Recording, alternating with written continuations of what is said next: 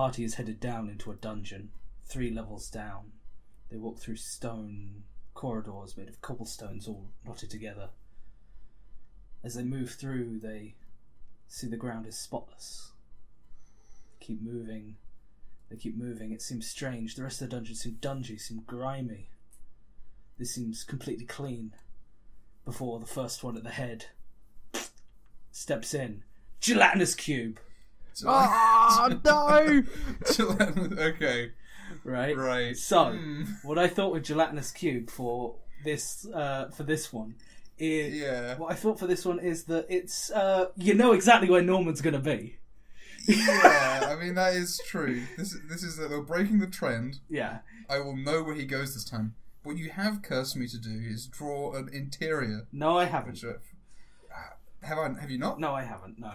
Because first of all, it could be a perfectly square stone interior. Yeah, all right, but that's okay, sure. Because of that's like that is what a gelatinous cube is. Yeah, that's true. That's where they thrive in for many a rule that they have. And I believe I don't think I've ever particularly run a gelatinous cube or remember running against one, but Pierre Le Cube. Oh, of course, yeah. But again, we didn't fight him. No. But yeah, they're one of those ones that's undetectable when they're not moving, like the mimic, exactly. Any of like the animated things, which is very funny. The idea that it's so clean and so crystal clear that whenever you look at art of the gelatinous cube, it is not transparent. No, but that's because you hit it and it wobbles, and then the light refracts differently. Maybe you kick up something that's inside of it. Gelatinous cubes. Okay, do you want to sort of? Because I don't really know much about them. Yeah. Okay. Let's go. What they are. Yeah. Let's go. So, gelatinous cubes are a subset of the oozes. So there's lots of different types of oozes of different colours. Yeah. Well, gelatinous cubes are indeed cube-shaped. Mm-hmm. Right? And basically the descriptions only goes to little. There's a lot of description about oozes and how, they're basically semi-sentient blobs that kind of walk around dungeons, scattered by, presumably, a demon lord called Jubilex. Okay. Jubilex is basically the god of oozes, because they are just... I didn't know they had one, but sure. It's a god of oozes in the way that it's a demon god that... Okay, he is the big ooze. Yeah. He's the king ooze. And all oozes are supposed to be blobbed off him. Big Ivan Ooze. Exactly, blobbed off him, scattered around, or her. Okay, so they're sort of... Yeah. Yeah, and gelatinous cubes are they just sit in dungeons all day, moving around, cleaning stuff up, hoovering things around. They're filter feeders. Exactly. They're like all slimes. I don't think anybody would maybe cultivate one, but they certainly might be living in an abandoned place. Doing whatever they do. Like a rat could run into one. Yeah, definitely. And again, from what we know of, as they polish the walls as they go, they probably just eat literally anything that is organic. It feels like it has a biological niche. It's taking up a biological function in a dungeon. Yeah, the ecosystem of the dungeon is being balanced on the effect that this is living inside. I just realised I'm not sketching; I'm just drawing it. So maybe I'll just do that. We'll see. Yeah. Oh gosh, that doesn't make sense. They're pretty big, aren't they? Well, they're 5 foot by 5 foot. 5 foot by 5 foot, yeah. Oh no, they're 10 foot by 10 foot. Oh, 10 foot? Yeah. That's pretty... That is a big boy. Okay, that's bigger than I thought they were... Okay. No, they're 10 foot by 10 foot. They take up the whole of that space, it says specifically. Yeah, they're exactly 10 foot by 10 foot, yeah. Which is quite funny. And I guess as well, they probably can fit in a 5 foot by 5 foot space.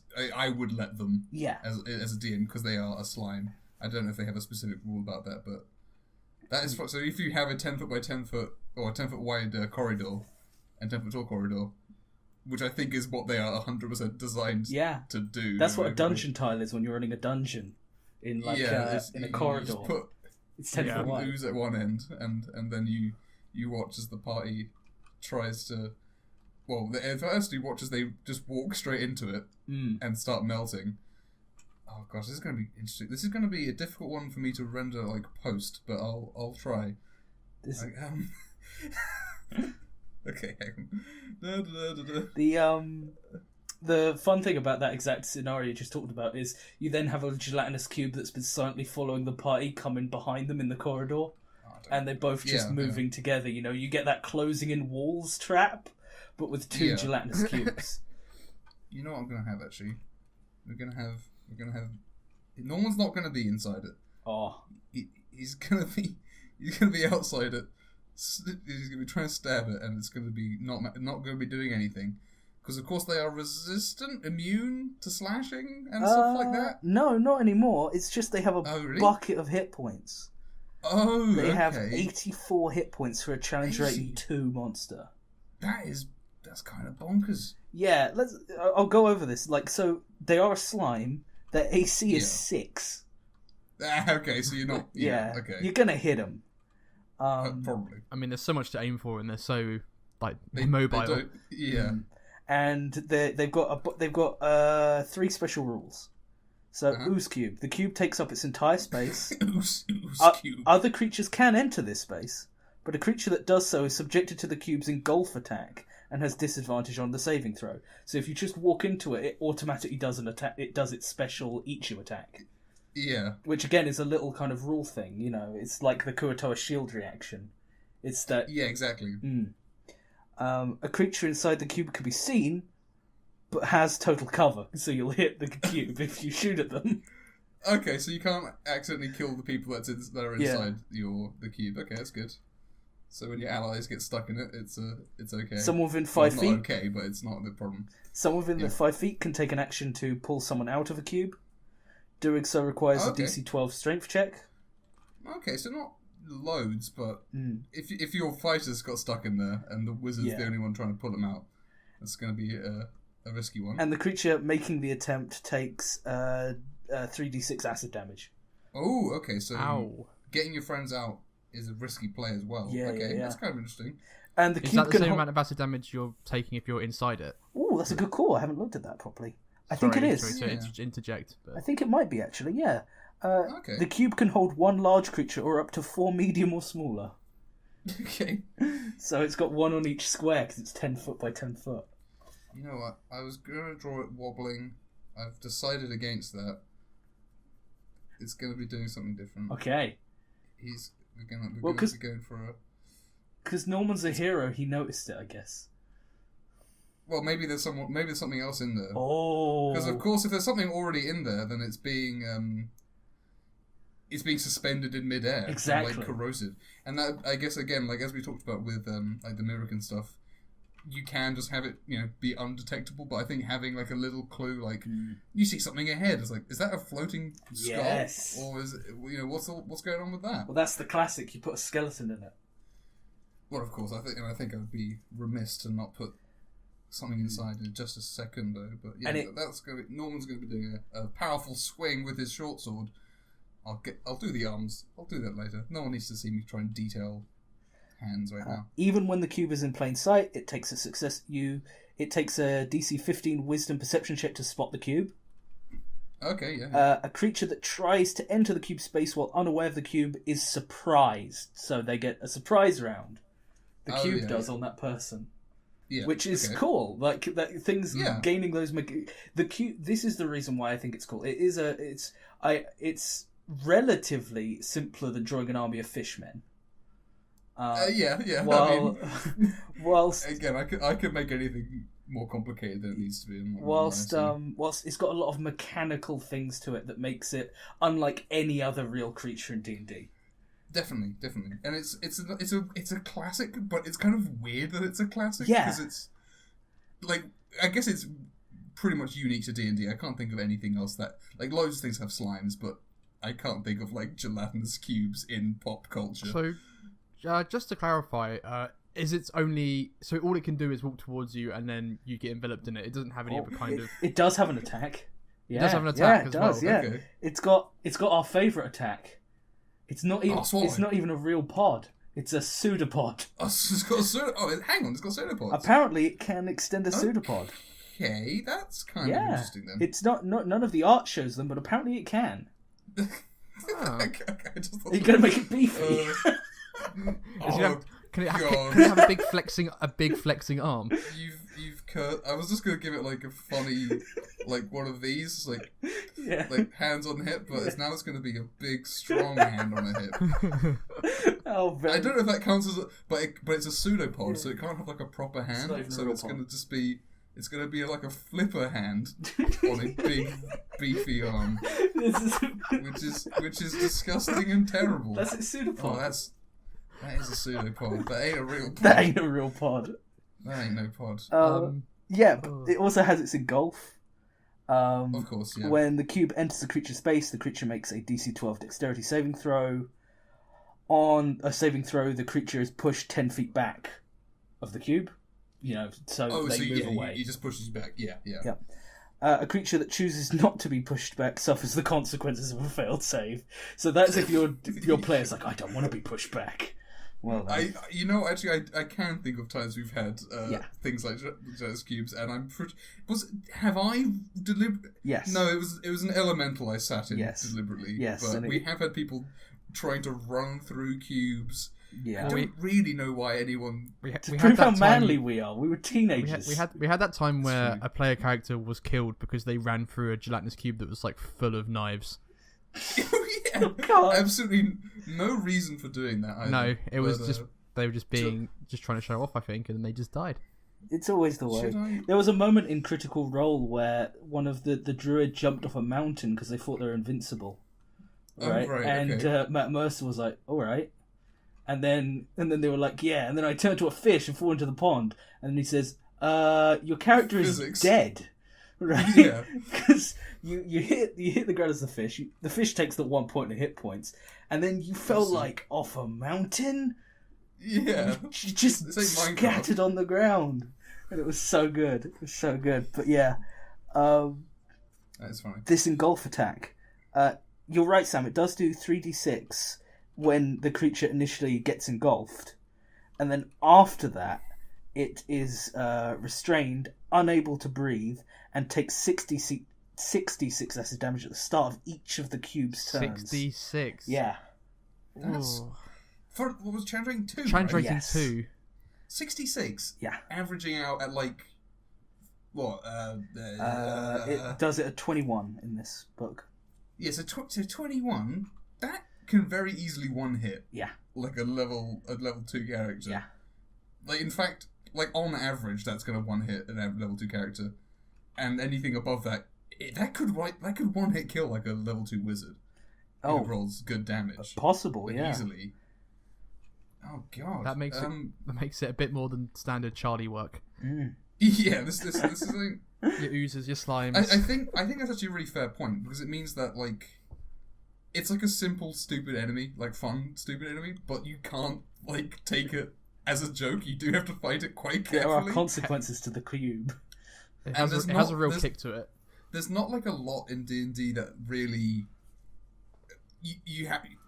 Fighting tactically will, like, depend on, like, the DM, but there's no way to fight a gelatinous cube without being tactical and like win, which I think is probably why whenever we have had them, it's been like pretty bad. As in, like the party has like gone, oh we're all dead, or like we're all dying. Oops, and like the DMs had to pull some nonsense just to get us through, because when you're like playing just stupidly for giggles, you're not playing tactically, and you again like this is something that really relies on that. And again, like if you have a smart party, then you'll be fine, and like a good balance of, you know, not just people who run into hit, because that's probably the worst way of dealing with it, right?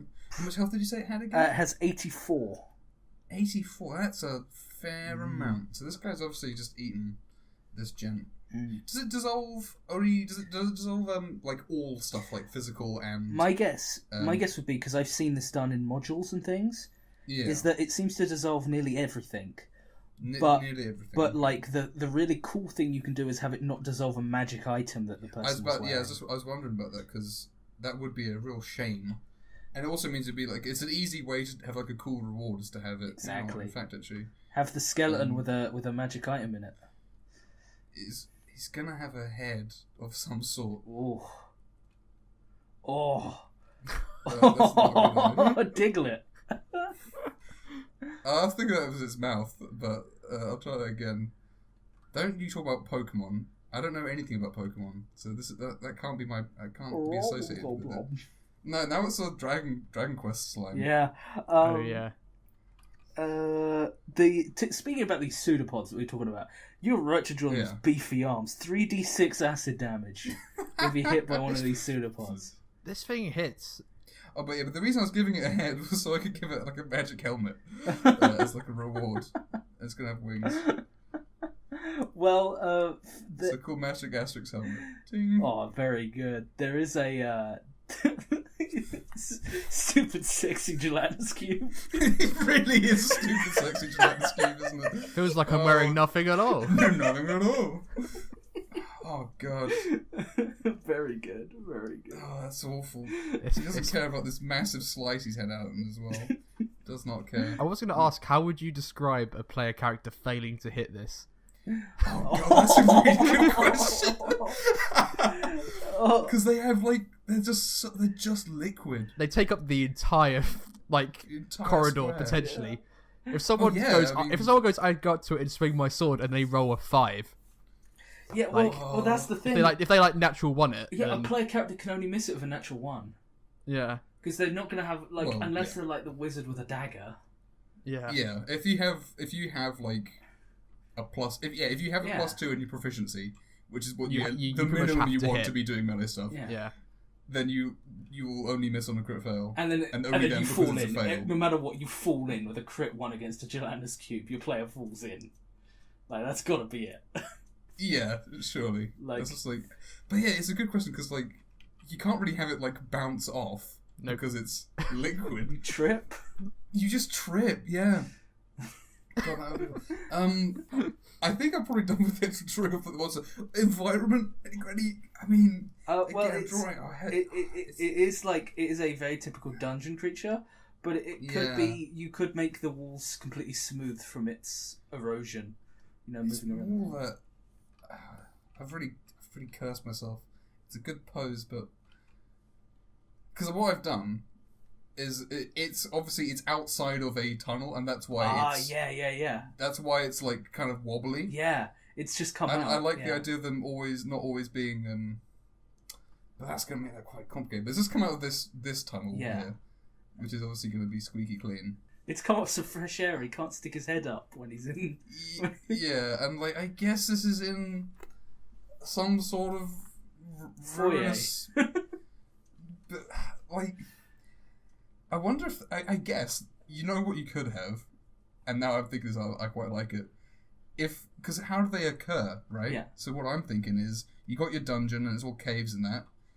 But obviously these things have got to get around somehow, and they can probably just dig tunnels, right? Probably, I guess. Yeah, and it burrows its way into a dungeon, as an external way. That could be cool, yeah.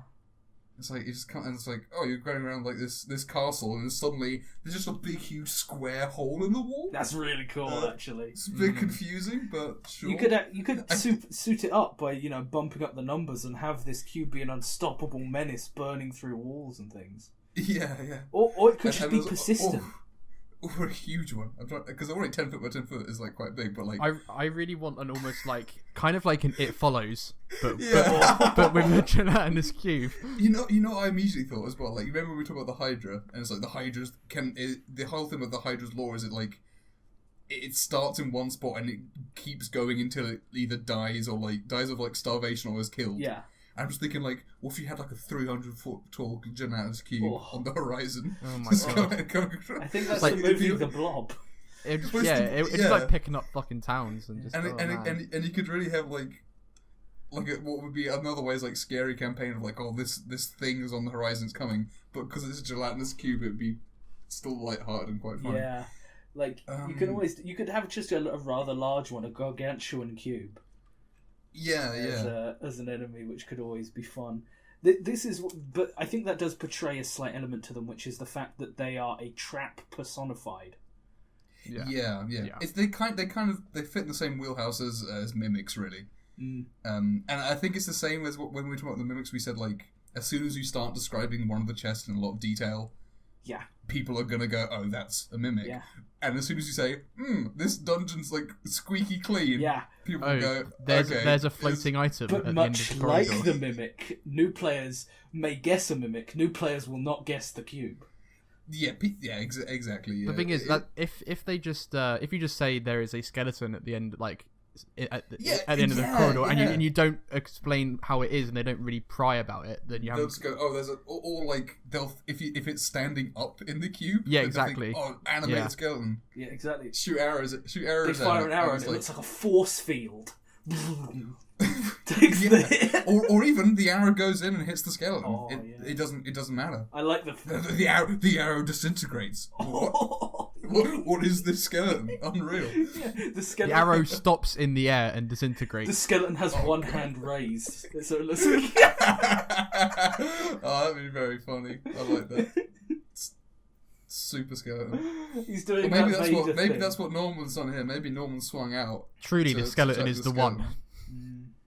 I think I've left it ambiguous as to whether Norman is actually attacking the cube or the skeleton on the inside. Yeah, I think he's going for the skeleton though. I think so. Yeah, he's going for its heart. Is there any like rules about how they die? They just die when you hit them enough, I assume. Right? Yeah, they die when you hit them enough. Have any weaknesses or anything? Well, there's a couple of cool things.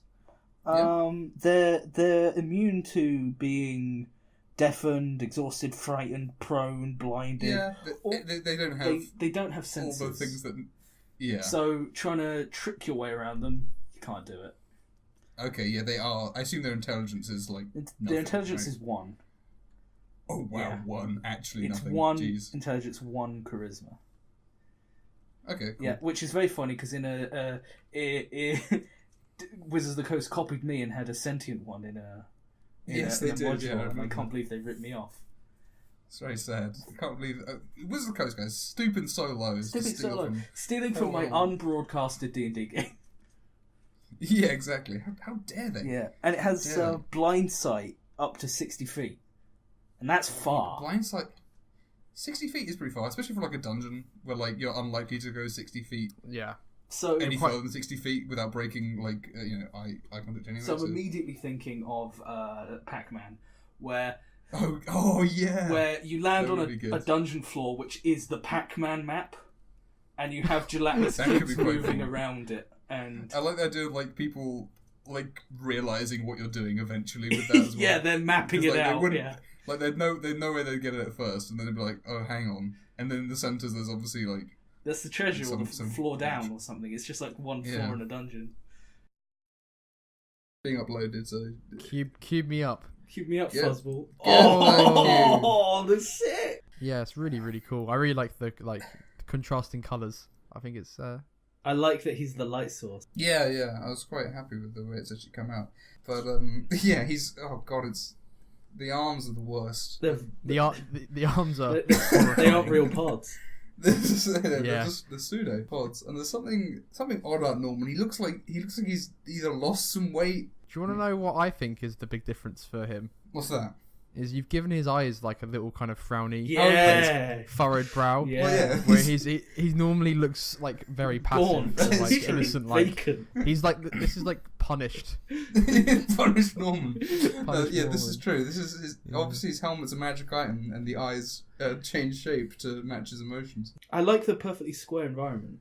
Well, I think what the idea was he made the tunnel behind him because he melts everything, doesn't he? And he's entered the dungeon just by pressing his face against the ground. He's kind of the Kool-Aid man. Yeah, I guess so. You're just bursting in the scene. I wonder if they stop moving, do they just sink?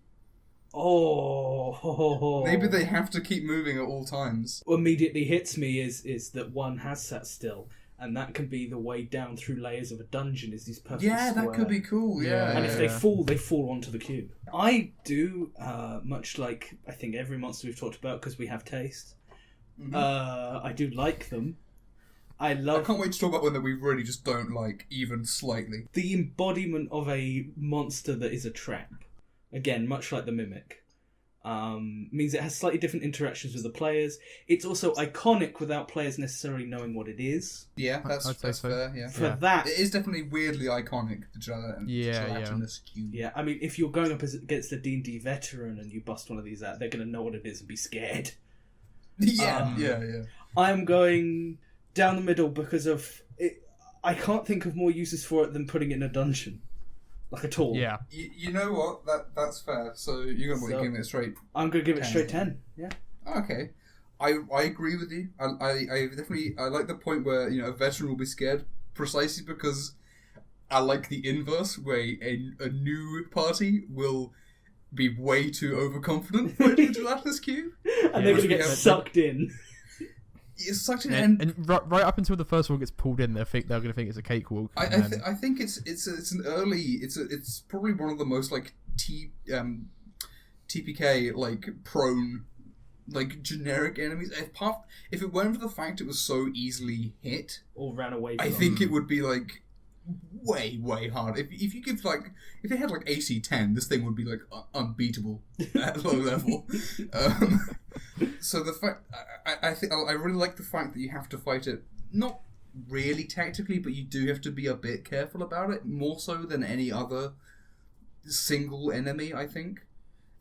And I think the world description-y stuff that we talked about, where you can have like a skeleton floating in it, and people trying to figure out if the skeleton is an animated thing, and then they realize all that's really fun. But again, it is, as you say, it's so weird to use, and anything other than it's just a thing that lives in dungeons. I think if you had like a slime themed dungeon, it could be a really awesome part of that. But I would hesitate to put it in any.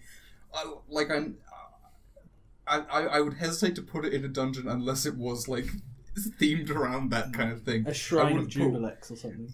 The way you use it, if you want to do a really awesome like no complicated story classic dungeon like D&D dungeon, Gelatinous Cube's a cool one.